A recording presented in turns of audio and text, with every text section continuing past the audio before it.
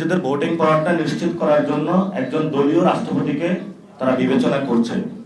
রাষ্ট্রপতির ভবন বা রাষ্ট্রপতি বাংলাদেশে দলীয় হওয়া উচিত না, এবং যদি সরকার এইভাবে দলীয় রাষ্ট্রপতি নিয়োগ দিতে থাকে, যেভাবে হলো শেখ হাসিনা ছাত্রলীগের একটা ছোট্ট ক্যাডারকে ধরে আনি নিয়েছিল, বিএনপিও একই পথে যাচ্ছে, তাহলে যে রাষ্ট্রপতির যে পদটা হেড অফ দ্য স্টেট, এটা কলঙ্কিত করা হচ্ছে।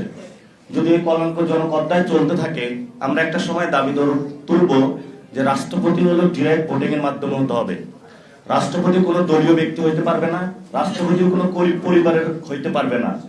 আমরা সংবিধান যে সিস্টেম সেটা অনুযায়ী রাষ্ট্রপতি নিয়োগটা পার্লামেন্টে যারা আছেন তারা নিয়োগ করবেন, কিন্তু রাষ্ট্রপতি হলো প্রধানমন্ত্রীর পরামর্শ নিয়ে চলবেন।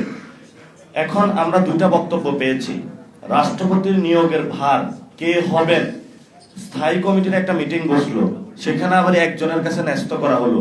তাহলে পুরা বাংলাদেশের মধ্যে 18 কোটি মানুষের মধ্যে একজনের দায়িত্ব হলো রাষ্ট্রপতি হলো নিয়োগ দেওয়া। তাহলে পুরো যারা রাজনৈতিক ব্যক্তিবর্গ, পার্লামেন্ট, পুরা মানুষ, তাহলে তাদের কি প্রয়োজন? ফলত এটা আনডেমোক্রেটিক, এটা গণতান্ত্রিক কোনো প্রক্রিয়া না, এটাকে আমরা ধিক্কার জানাচ্ছি। দ্বিতীয়ত যে বিষয়টা আমাদের এখনো লড়াই, সেটা হলো সংস্কার।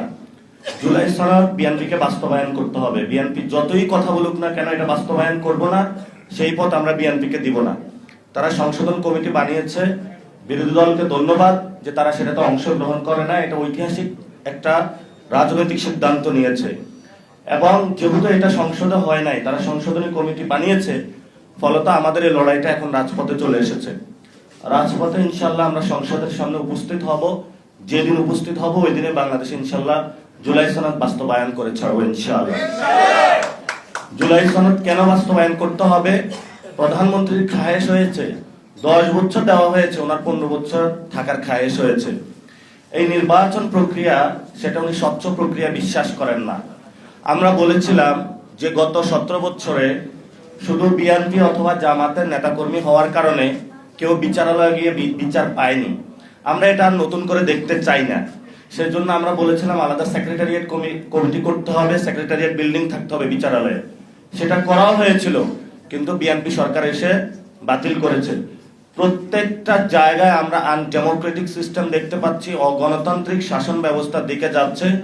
ফলত এই সরকারকে জুলাই সনদ বাস্তবায়ন করতে বাধ্য করতে হবে। কারণ তারেক রহমান যিনি বলেছেন যে জনগণের ভোটে উনি নির্বাচিত হয়ে প্রধানমন্ত্রী হয়েছেন, এই ভোট একটা ভোট ছিল না, 2টা ভোটে হয়েছেন।